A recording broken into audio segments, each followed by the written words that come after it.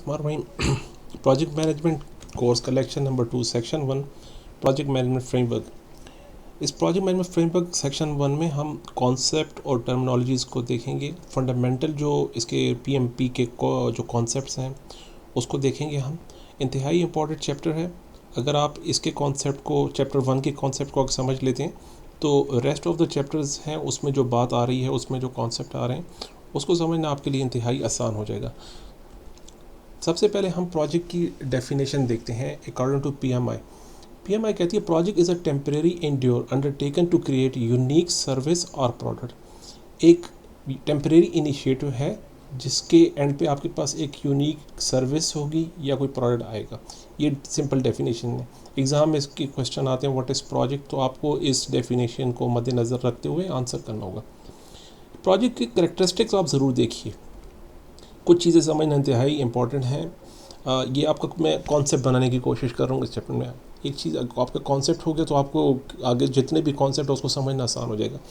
एक चीज़ है project must have start and and points, not on going process एफिट। Project में on going continuity का factor नहीं होना चाहिए। प्रोजेक्ट में स्टार्टिंग पॉइंट होना चाहिए और एक एंडिंग पॉइंट, एक स्टार्ट डेट एक एंड डेट। इस डेट पे स्टार्ट होगा प्रोजेक्ट और इस डेट पे प्रोजेक्ट ख़त्म हो जाएगा। हम टाइम पीरियड की बात नहीं कर रहे कि टेम्परेरी प्रोजेक्ट जो है 6 मंथ का होगा 8 मंथ होगा, हम टाइम की बात नहीं कर रहे। हम सिर्फ स्टार्टिंग और एंडिंग पॉइंट की बात कर रहे हैं, इसको देखिएगा। दूसरी चीज़ जो बता रहे हैं कि यूनिक प्रोडक्ट एक होना चाहिए। वो टेंजिबल भी हो सकता है, इंटेंजिबल। टेंजिबल कोई प्रोडक्ट हो सकता है, कोई बिल्डिंग, कोई कार है, कोई भी टेंजिबल चीज़ है। और एक इंटेंजिबल आपका कोई डिज़ाइन है, कोई कॉन्सेप्ट है, कोई डॉक्यूमेंट है, कस्टमर सेटिस्फेक्शन पे आप काम कर रहे हैं, कोई इंटेंजिबल चीज़ है। यूनिक प्रोडक्ट का होना ज़रूरी है। अब इसमें एक चीज़ ज़रूरी है कि एक कंस्ट्रक्शन मैनेजर जब एक बिल्डिंग बनाते हैं और जब उसी तरह की दूसरी बिल्डिंग बनाते हैं तो इसमें यूनिकनेस है। तो पीएमआई कहते हैं कि जब आप एक तरह का प्रोडक्ट बनाते हैं और उसी तरह का प्रोडक्ट किसी और टाइम फ्रेम में किसी और इन्वायरमेंट बनाते हैं तो in that time in that condition वो प्रोडक्ट यूनिक कंसिडर किया जाएगा। एक ही प्रोजेक्ट में जब एक बिल्डिंग बनाता है तो दूसरी तरह की उसी स्कोप का प्रोडक्ट दूसरी जगह पे बनाना एक यूनिक प्रोडक्ट होता है।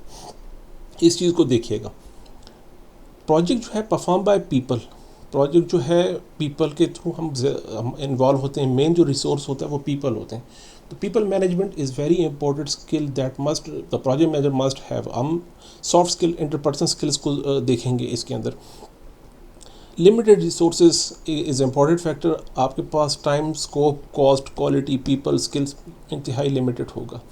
जो इम्पोर्टेंट जो इंतहाई चैलेंजिंग टास्क होता है प्रोजेक्ट मैनेजर का कि लिमिटेड रिसोर्स के अंदर हमें अपना स्कोप कंप्लीट करना होता है। तो प्रोजेक्ट है, प्रोजेक्ट के अंदर हमारे पास रिसोर्सेज जो है लिमिटेड होते हैं। अब हमारे प्रोजेक्ट का हमारी सोसाइटी पर, इकोनॉमिक पर और इन्वायरमेंटल पर हमारे प्रोजेक्ट का क्या इम्पेक्ट होने वाला है और सोसाइटी का, इकोनॉमिक का और इन्वायरमेंटल का हमारे प्रोजेक्ट पे क्या इम्पेक्ट होने वाला है। टू साइड हम देखेंगे। हमारे आउटपुट से इनको क्या फ़ायदा होगा और करंट जो हम जिस इन्वायरमेंट में काम कर रहे हैं, सोसाइटी का, इन्वायरमेंट का और इकोनॉमिक का हमारे प्रोजेक्ट पे क्या इम्पेक्ट होगा, इसे देखना इंतहाई ज़रूरी है। अक्सर प्रोजेक्ट इसी वजह से फेल हो जाते हैं। हम इन फैक्टर्स को, इन इम्पोर्टेंट चीज़ों को इग्नोर कर लेते हैं। तो रेस्ट ऑफ जितने काफ़ी चैप्टर में जैसे कोड ऑफ एथिक्स के अंदर, सोशल रिस्पॉन्सिबिलिटीज़ के अंदर इसको एम्फेसाइज़ किया गया कि आप इन चीज़ों का ख्याल रखिएगा। Project must be divide in phase. PMI कहती है आप प्रोजेक्ट को कंप्लीट कीजिए इन फेजेस में। जैसे प्रोसेस ग्रुप्स उन्होंने डिफाइन किए, initiation, planning, execution, monitoring, controlling and closing. आप प्रोजेक्ट को फेजेस में डिवाइड करके कंप्लीट कीजिए। ये रिकमेंडेशन है, प्रैक्टिस है पीएमआई की तरफ से। अब नेक्स्ट चीज़ हम देखते हैं what is operation and project. इन दो चीज़ों को समझना इंतहाई ज़रूरी है। अब ऑपरेशंस क्या होते हैं? हमारे पास लेट्स से प्रोसेस 1 2 3 4, हमारे पास 4 प्रोसेस हैं जिसके एंड पे हमारे पास एक प्रोडक्ट आता है और इसी प्रोसेस को हम कंटिन्यू रखते हैं, हमारे पास एक प्रोडक्ट बनता रहता है। इसे कहते हैं operation, on going activity. This is operation. अब प्रोजेक्ट पर क्या है? अभी एक न्यू प्रोडक्ट हमने बनाना है, R&D कर रहे हैं हम इस पर। अब हम देखते हैं कि प्रोसेस 1 में प्रोजेक्ट 1.1 और प्रोजेक्ट 1.2 क्रिएट करने की ज़रूरत हो रही है। हम प्रोसेस 1 को इम्प्रूव करेंगे प्रोजेक्ट 1.1 और 1.2 से। इसी तरह प्रोसेस 2 में 2.1, 2.2, 2.3 तीन प्रोजेक्ट हमें इनिशिएट करने, और इसी तरह प्रोसेस 3 में 3.1, 3.2 और 3.3 तीन प्रोजेक्ट हमें यहाँ इनिशिएट करने, और जो प्रोसेस 4 में 4.1, 4.2 ये प्रोजेक्ट हम जब इनिशिएट करेंगे उसके फाइनल रिजल्ट हम सबमिट करेंगे प्रोसेस 1, 2, 3, 4 में, तो फाइनली हमारे पास एक प्रोडक्ट आ जाएगा, और उसी प्रोडक्ट को फिर हम वापस प्रोसेस 1, 2, 3 के थ्रू उस प्रोडक्ट को हम कंटिन्यू करेंगे। प्रोजेक्ट की नेचर टेम्परेरी रहेगी, जैसे जो करेक्टरिस्टिक हमने पीछे देखे प्रोजेक्ट के करेक्टरिस्टिक्स वही रहेंगे। जब ये प्रोजेक्ट कंप्लीट हो जाएंगे तो डिसॉल्व हो जाएंगे, ये प्रोजेक्ट ख़त्म और ये प्रोसेस कंटिन्यू रहेगा। ये डिफरेंस है। जब भी कोई क्वेश्चन आए तो आप उसमें देखेंगे कोई कंटिन्यूस या ऑन गोइंग कोई सेशन तो नहीं है, या कोई ऐसा फीचर तो नहीं है उसमें। अगर ऑन गोइंग कंटिन्यूटी है तो उसको प्रोजेक्ट कतई कंसिडर ना कीजिएगा, वो ऑपरेशन है। ये कंप्लीट एग्ज़ाम में 5 से 6 क्वेश्चन इस बारे में आते हैं कि आप ये चीज़ समझ पा रहे हैं कि प्रोजेक्ट में क्या डिफरेंस है और ऑपरेशन में क्या डिफरेंस है। गवर्नेंस प्रोजेक्ट जो है ऑर्गेनाइजेशन के अंदर इनिशिएट होते हैं। ऑर्गेनाइजेशन जो है, जो गवर्नेंस है वो ओवरऑल ऑर्गेनाइजेशन का स्ट्रक्चर डिफाइन करती है कि ऑर्गेनाइजेशन का स्ट्रक्चर क्या है। How to achieve high level strategic objectives, high level limited resources के साथ हाई लेवल ऑब्जेक्टिव्स हमने कैसे कंप्लीट करने। हाई लेवल स्ट्रेटेजिक ऑब्जेक्टिव्स में भी मार्केट डिमांड है, टेक्नोलॉजी एडवांसमेंट करनी है, कस्टमर सेटिस्फेक्शन है, कोई लीगल रिक्वायरमेंट है, स्ट्रेटेजिक ऑब्जेक्टिव्स जो भी हैं उनको कैसे आपने अचीव करना है वो लिमिटेड रिसोर्सेज के अंदर।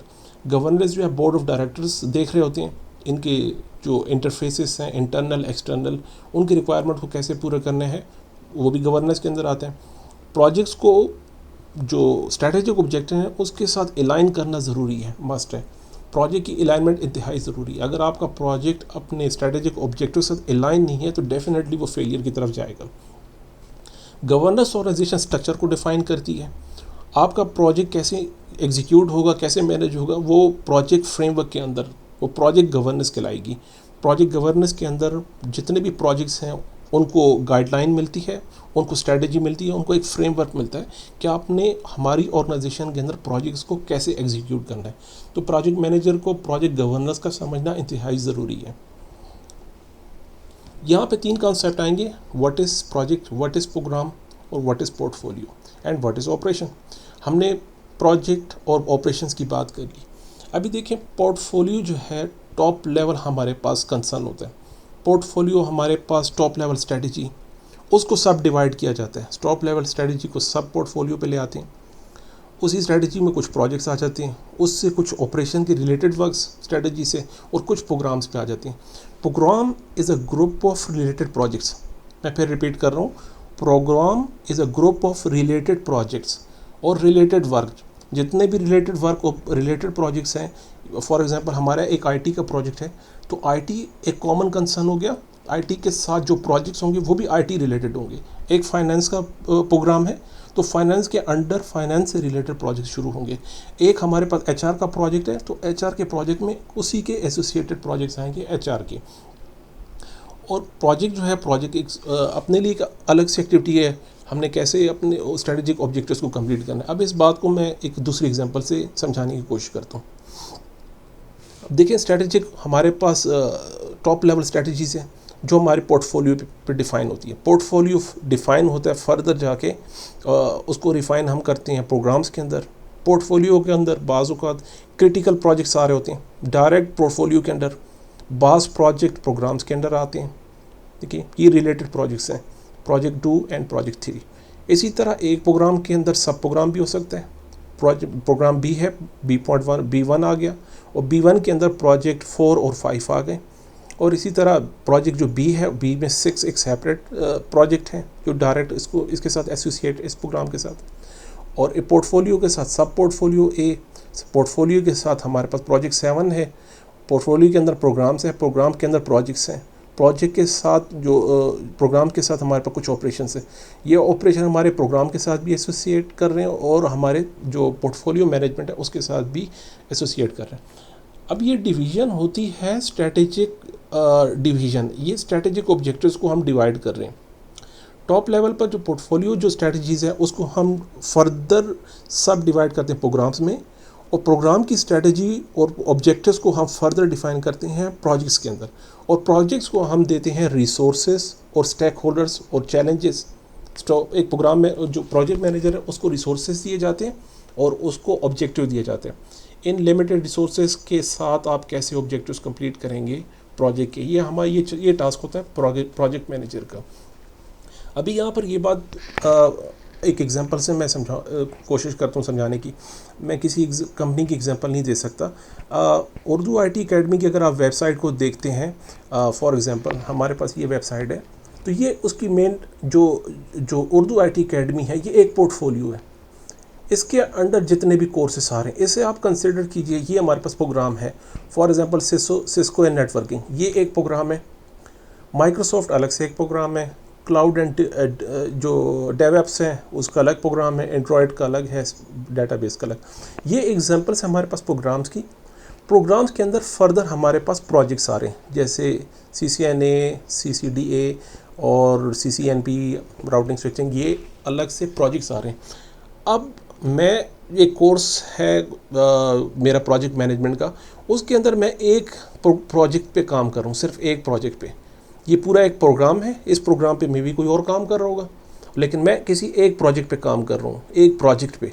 और ये सारे रिलेटेड प्रोजेक्ट्स हैं, आप देख सकते हैं सब के सब सिस्को से रिलेटेड है और नेटवर्किंग से रिलेटेड हैं।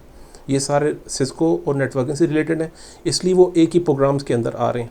और इन सब को हम एक जो पोर्टफोलियो है उर्दू IT अकेडमी की, उसकी सब पोर्टफोलियो आप कंसिडर कीजिए कोर्सेज़ को, और उसके कुछ कोऑपरेशंस होंगे और कुछ उसमें कुछ फर्दर प्रोजेक्ट्स आ सकते हैं। तो होपफुली यहाँ पे आपको इस बात की समझ आ गई होगी। नेक्स्ट है what is project management and why it is important.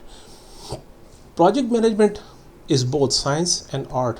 Science क्यों कहा जा रहा है? साइंस कुछ सिस्टमेटिक हमारे पास एक अप्रोच है प्रोजेक्ट मैनेजमेंट। जैसे हैं इस कंप्लीट कोर्सेज में हम कुछ इनपुट देखेंगे, टूल टेक्निक देखेंगे और उसके बाद आउटपुट देखेंगे। हम एक इनपुट को लेंगे, उस पर टूल टेक्निक अप्लाई करेंगे और आउटपुट होगा। थ्रू आउट जिसका हम प्रोसेस कह रहे हैं, प्रोसेस यही होता है कि आप एक इनपुट लीजिए, टूल टेक्निक अप्लाई कीजिए और उसके बाद एक आउटपुट आता है। वो आउटपुट फर्दर प्रोसेस के लिए इनपुट सर्व होता है, फिर टूल टेक्निक अप्लाई होता है, उससे एक आउटपुट आता है, वो आउटपुट फर्दर इनपुट बनता है। ये एक तो की साइंस, एक systematic approach project management apply की जा सकती है। और एक है आर्ट। प्रोजेक्ट मैनेजमेंट के अंदर इंटरपर्सनल स्किल्स का बहुत बड़ा रोल है। आर्ट्स ऐसे जो इसकी बात हम देखेंगे, प्रोजेक्ट मैनेजमेंट के पास कौन कौन से स्किल होने चाहिए।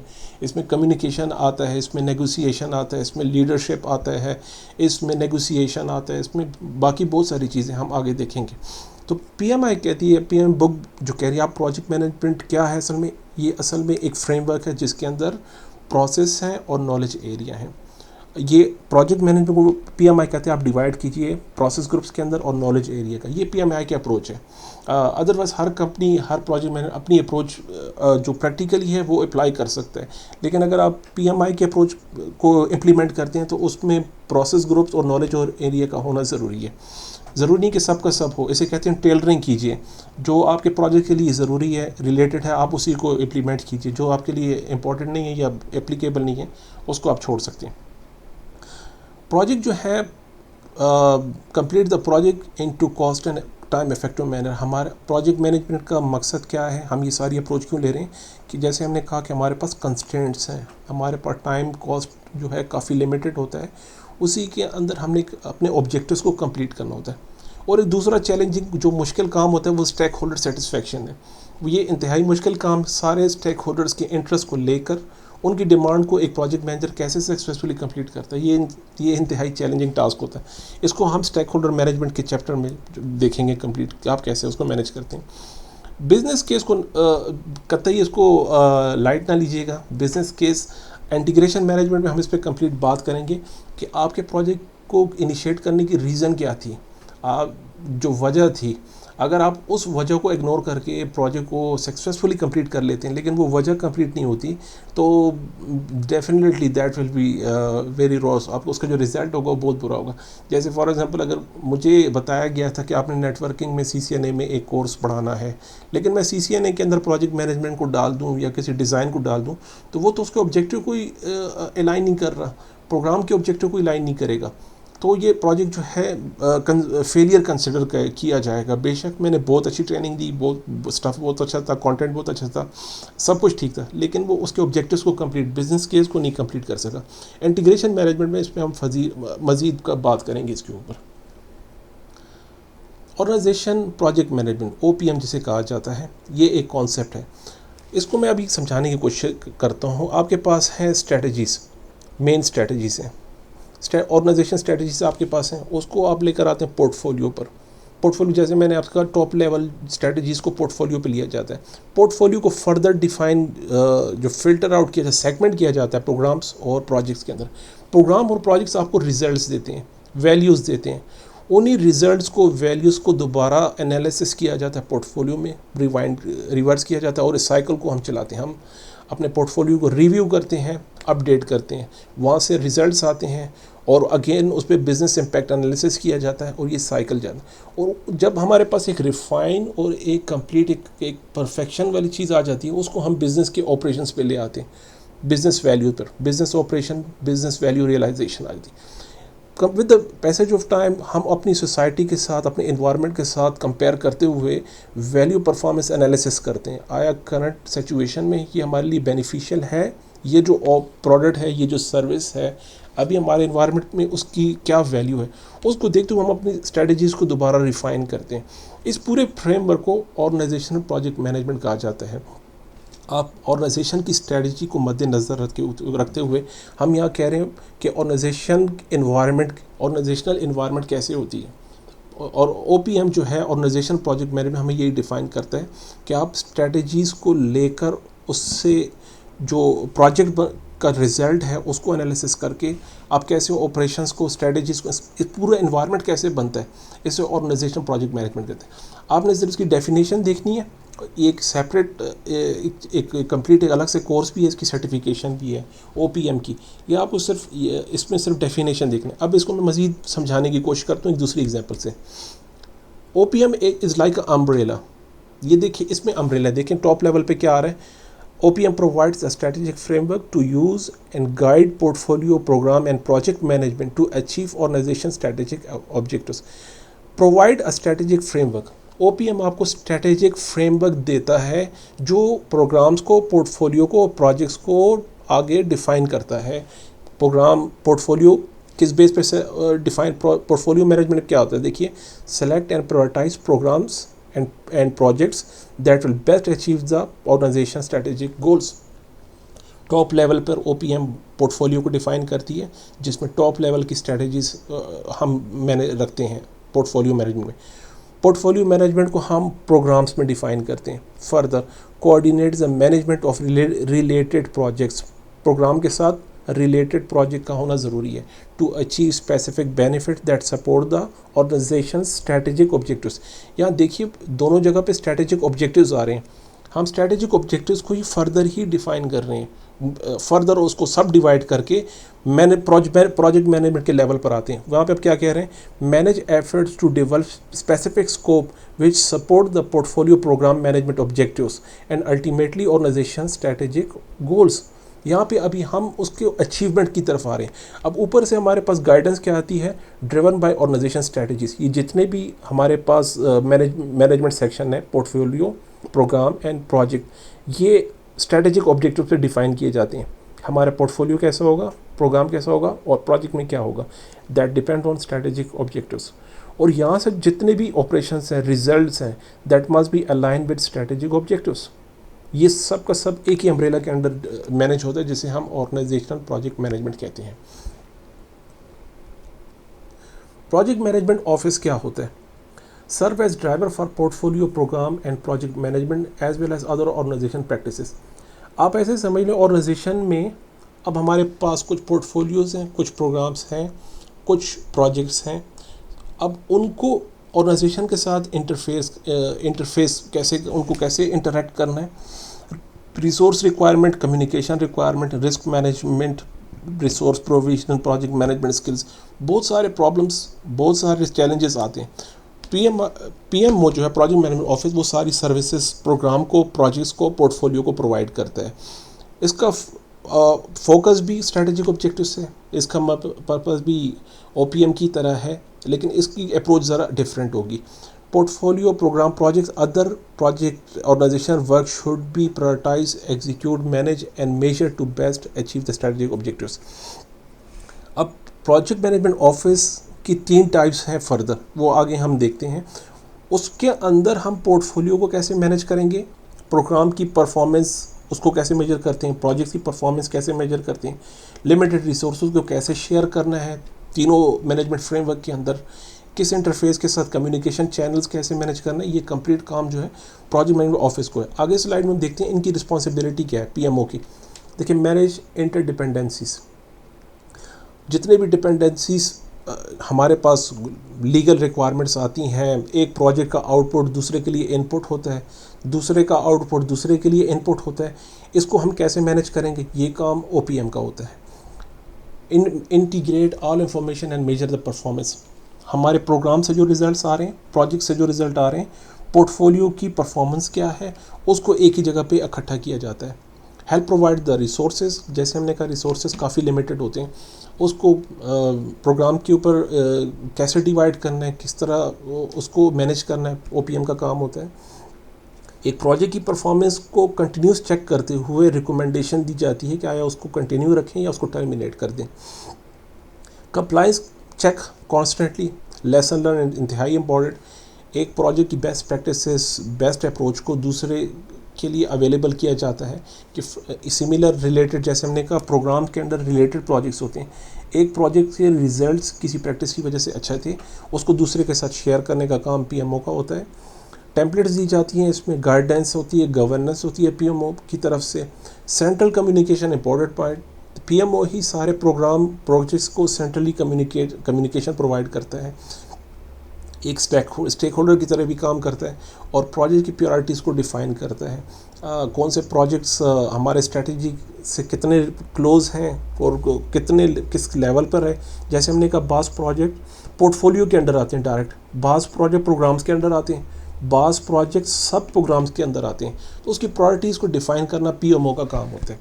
तो होपफुली एग्ज़ाम में इसके बारे में क्वेश्चन आता है, आपको इसकी एक कॉन्सेप्ट होना ज़रूरी है कि PMO का असल में काम क्या होता है और उसकी इंपॉर्टेंस क्या है. टाइप्स ऑफ PMO देखते हैं. एक होता है सपोर्टिव, एक होता है कंट्रोलिंग और एक होता है डायरेक्टिव. सपोर्टिव का काम देखें, लेवल ऑफ कंट्रोल देखते हैं. सपोर्टिव में आप गाइडेंस लेते हैं PMO से, प्रोजेक्ट मैनेजर PMO से गाइडेंस लेता है, टेम्पलेट्स लेता है, कम्युनिकेशन रिक्वायरमेंट देखते हैं, और एक सपोर्ट के तौर पर उसका प्रोजेक्ट में कोई कंट्रोल का कोई पार्ट नहीं होता, कोई डिसीजन मेकिंग PMO की तरफ से नहीं होती. आपको किसी प्रोजेक्ट में हेल्प चाहिए तो PMO आपको लेसन लर्न शेयर करता है, टेम्पलेट्स दे देता है, सपोर्ट करता है. सपोर्टिव जैसे नाम से ज़ाहिर है, PMO अगर एज अ सपोर्टिव है आपकी ऑर्गेनाइजेशन में, तो आपको सिर्फ सपोर्ट करेगा आपके प्रोजेक्ट को. कंट्रोलिंग है, कंट्रोलिंग में कुछ कंट्रोल का पार्ट होगा आपके प्रोजेक्ट के साथ. आपको कंप्लायंस चेक करेगी PMO, आपके प्रोजेक्ट्स की रिसोर्सेज प्रोवाइड करेगी, और कुछ up to certain level decision making का जो रोल है वो भी PMO अदा करेगी अप टू सर्टेन लेवल. अब अगर डायरेक्टर है तो आपका कंप्लीट प्रोजेक्ट के जो डिसीजंस हैं, जितने भी उसके मैनेजरियल जो स्टेप्स हैं, जो क्रिटिकल डिसीजन वो PMO ले सकती है. उसमें कंट्रोलिंग का जो पार्ट है वो इंतहाई ज़्यादा है. तो 3 चीज़ें हैं, 3 टाइप्स हैं PMO की, सपोर्टिंग, कंट्रोलिंग एंड डायरेक्टिव. यहाँ पे एक डिस्क्रिप्शन दी हुई है, manage all projects throughout the organisation. देखें, सारे प्रोजेक्ट्स तो डेफिनेटली डायरेक्टर के थ्रू, सारे प्रोजेक्ट्स को देख रही है तो डायरेक्टर होगी. अपॉइंट्स प्रोजेक्ट मैनेजर, ये काम डायरेक्टर को होता है. रिकमेंड, टेम्पलेट, सपोर्ट, जैसे मैंने कहा वो सपोर्टिंग का काम होता है. प्रायोरिटाइज द प्रोजेक्ट्स, कंट्रोलिंग का प्रोग्राम लेवल के ऊपर प्रायोरिटाइजेशन होती है. Provide support and guidance to all project, ये भी कंट्रोलिंग में होता है. तो इसको डिफ्रेंशिएट जो हम करते हैं, डिफ्रेंशिएशन जो है वो होती है कंट्रोल के ऊपर. क्या आप प्रोजेक्ट को किस लेवल पे कंट्रोल कर रहे हैं, किस हद तक कंट्रोल कर रहे हैं.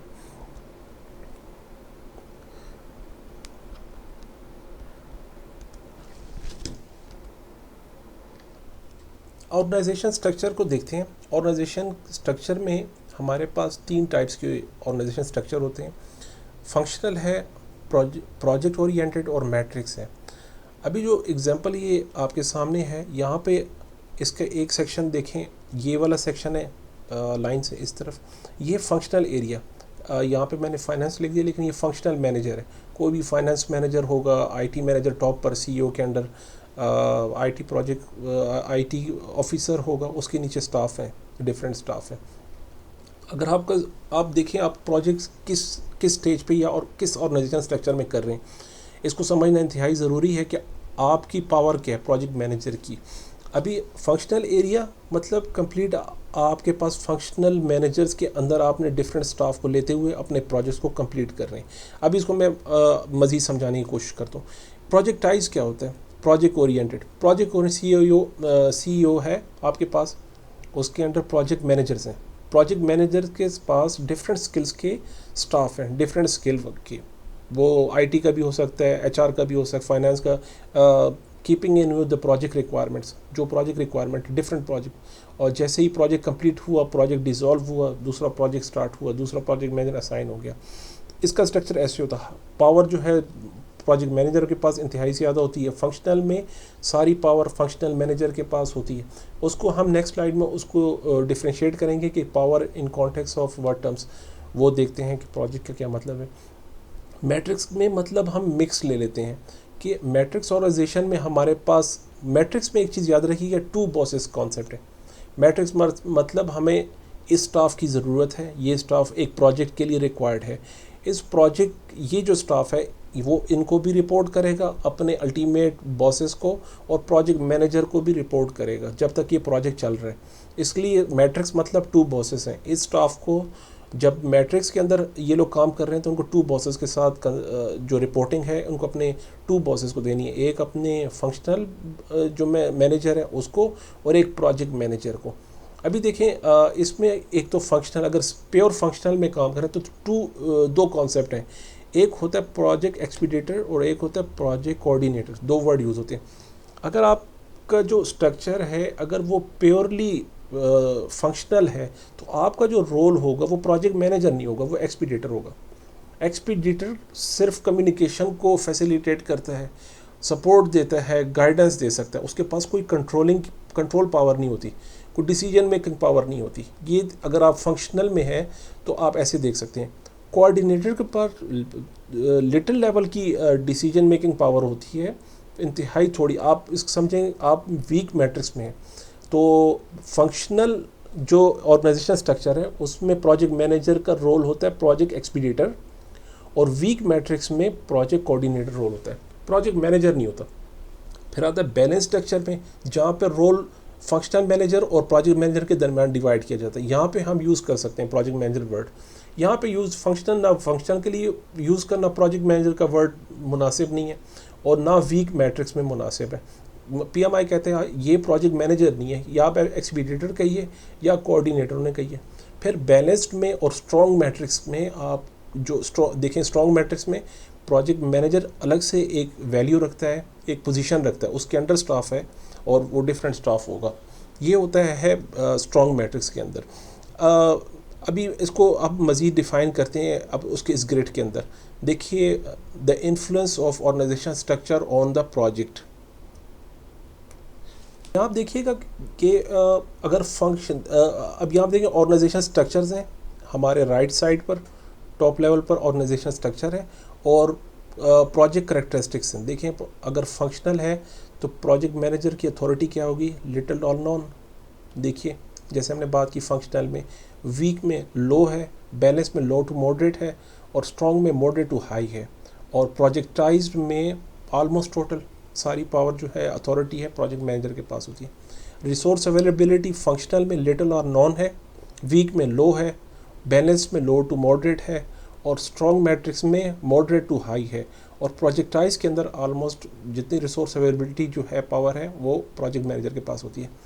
Who manage the project budget, और here functional manager weak matrix में, बैलेंस में मिक्स्ड होता है, डिपेंड करता है, स्ट्रॉन्ग में प्रोजेक्ट मैनेजर के पास, और प्रोजेक्टाइज में डेफिनेटली प्रोजेक्ट मैनेजर के पास। प्रोजेक्ट मैनेजर का रोल क्या है इसमें, पार्ट टाइम, फंक्शनल में एज अ पार्ट टाइम है, वीक में भी पार्ट टाइम होता है, और बैलेंस में और स्ट्रॉन्ग में फुल टाइम, और प्रोजेक्टाइज में भी फुल टाइम होता है।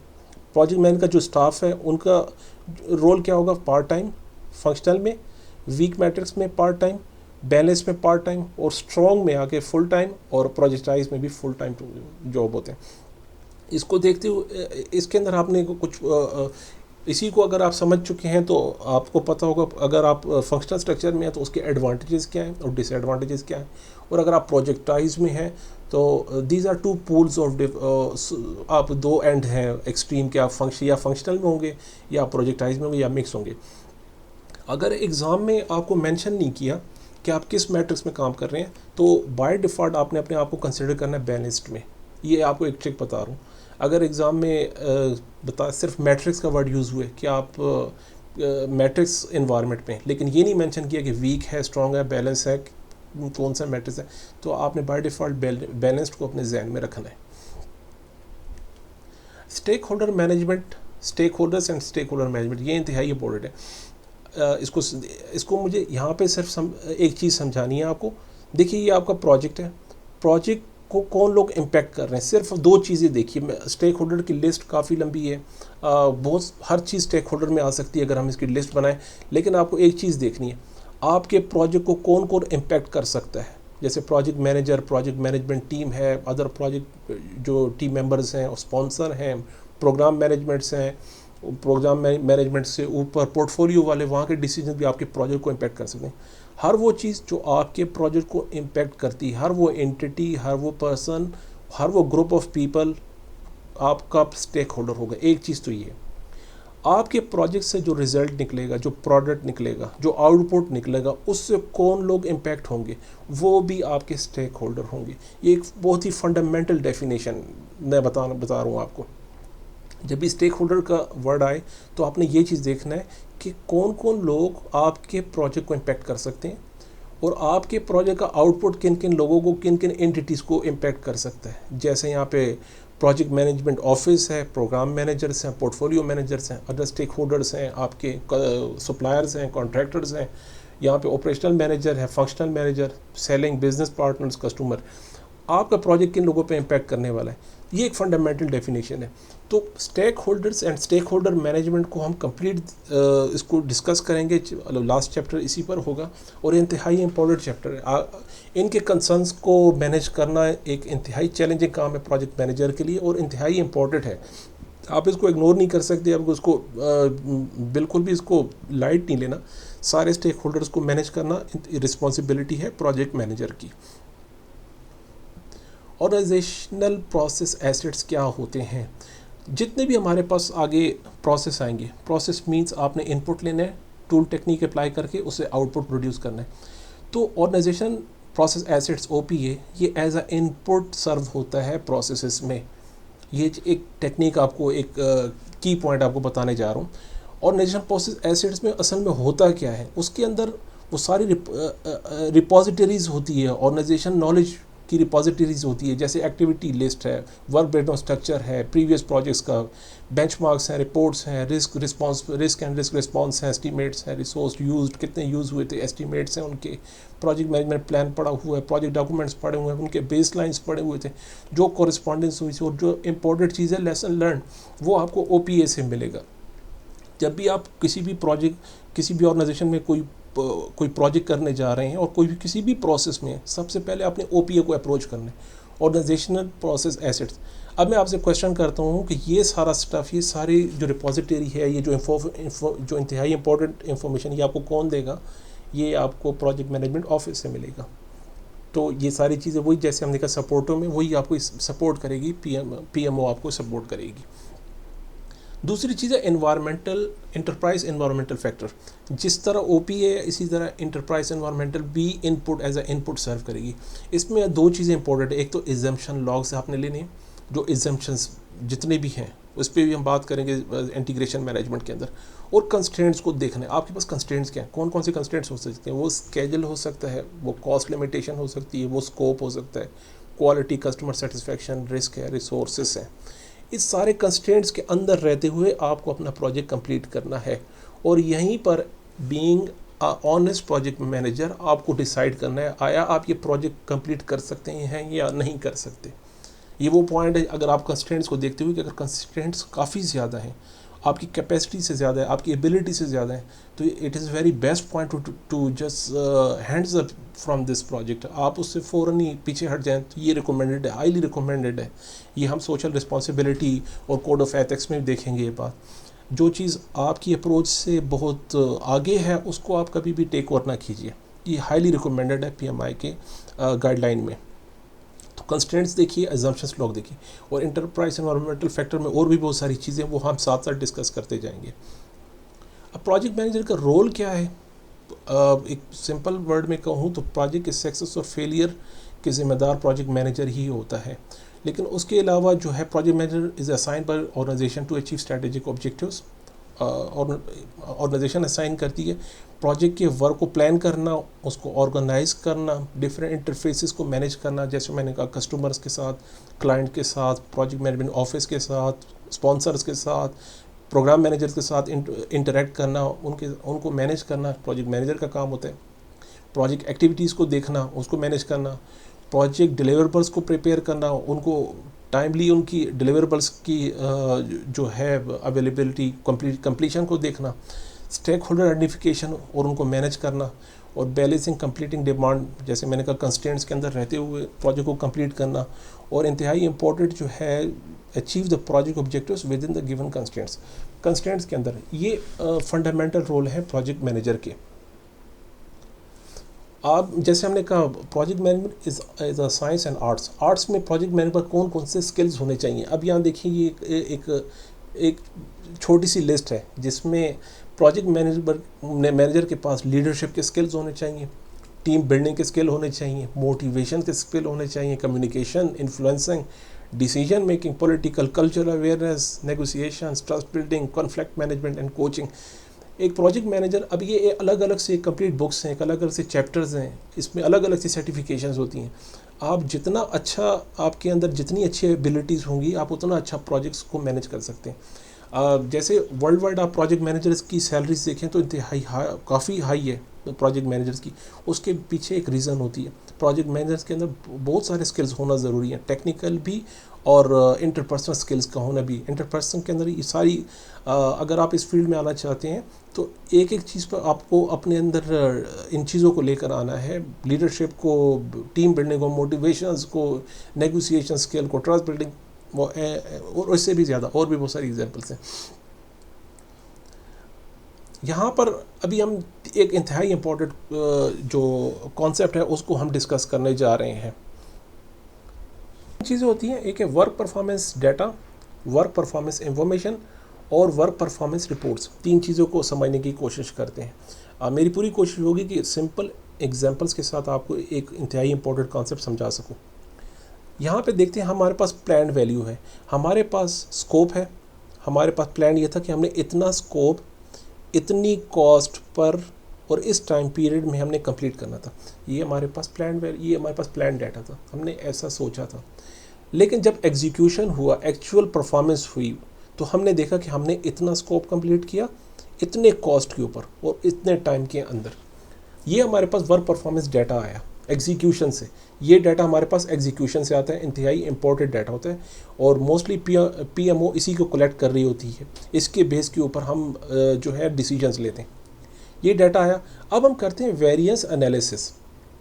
वेरिएंस एनालिसिस में हम ये जानने की कोशिश करते हैं कि इस प्लान्ड वैल्यू में, जिसमें हमने बहुत टाइम लगाया था, काफ़ी टाइम हमने एक्सपर्ट्स ओपिनियन ली थी, सब्जेक्ट मैटर एक्सपर्ट्स को इन्वॉल्व किया था, काफ़ी कॉस्टली प्रोसेस था ये, उसमें हमसे क्या गलती हुई कि हमारी एग्जीक्यूशन में इतना बड़ा डिफरेंस आया।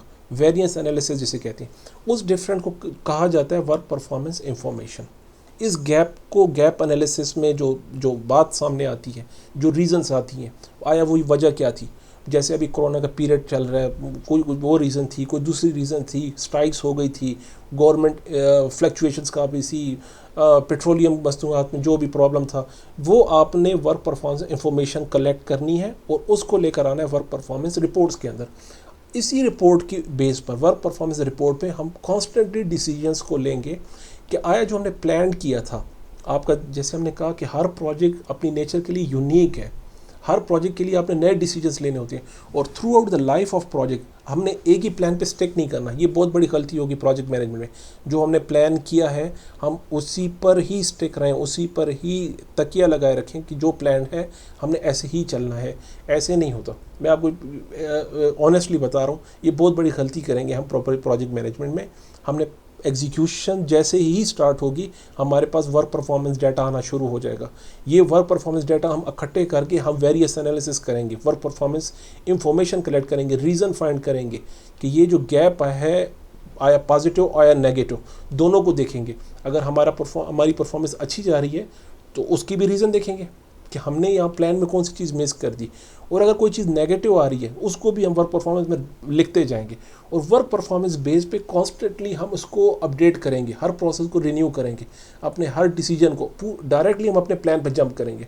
हमने एक चीज़ प्लान की, एग्जीक्यूशन के पहले फेज़ पे ही हमें वर्क परफॉर्मेंस डाटा मिला, वर्क परफॉर्मेंस इंफॉर्मेशन की बेस पर हमें फ़ौरन अपना प्लान अपने अपडेट करना है। ये हम कंप्लीट प्रोसेस आगे जाके हम हर प्रोसेस को इसी तरह चलाएंगे। तो ये बहुत ही बेस्ट होगा। अगर आपको ये बात समझ में आ गई तो कंग्रेचुलेशंस, आप काफ़ी हद तक इस चीज़ को समझ जाएंगे। आगे जितने प्रोसेस आ रहे हैं उसमें इसी तरह इसी स्टाइल से हम चलेंगे। पहले प्लान डाटा को लेंगे, वर्क परफॉर्मेंस डाटा को उठाएंगे, दोनों का कंपैरिजन करेंगे, रीज़न फाइंड आउट करेंगे, वर्क परफॉर्मेंस रिपोर्ट जनरेट करेंगे। इसकी बेस पे हम अपने प्लान को कॉन्स्टेंटली अपडेट करते रहेंगे। Depends on the current situation, depend on the execution, the real data, actual performance data. Hopefully आपको इसकी समझ आ गई होगी। अभी क्वेश्चन आंसर सेशन मैंने सिर्फ इसलिए रखे कि आपको थोड़ा सा वार्म अप हो जाए कि एग्ज़ाम क्वेश्चन किस तरह आते हैं, और आपको जो थोड़ा बहुत फियर होता है कि पता नहीं हम एग्ज़ाम को क्वेश्चन कर सकेंगे या नहीं।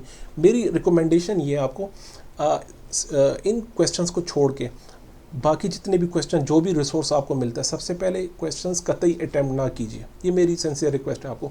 सबसे पहले आप कोर्स चैप्टर को रीड कीजिए, चैप्टर 1 बाय 1, और क्वेश्चन अटैम्प्ट ना कीजिए। जैसे ही आप सारे चैप्टर कंप्लीट करते हैं तब उसके बाद आपने क्वेश्चन आंसर के ऊपर की तरफ आना है।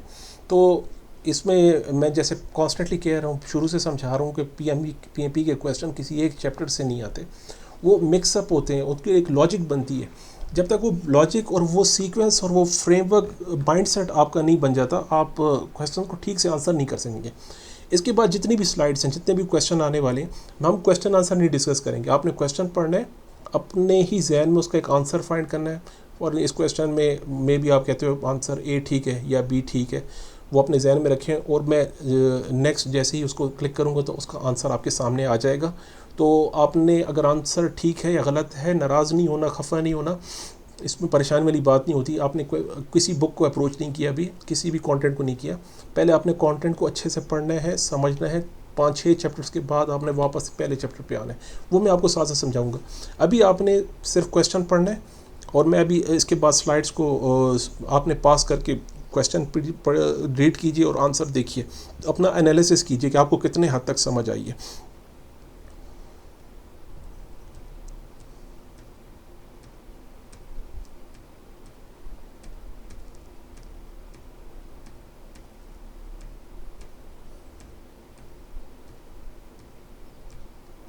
थैंक यू सो मच, बहुत बहुत शुक्रिया। चैप्टर हमने फ्रेमवर्क का चैप्टर हमने डिस्कस कर लिया।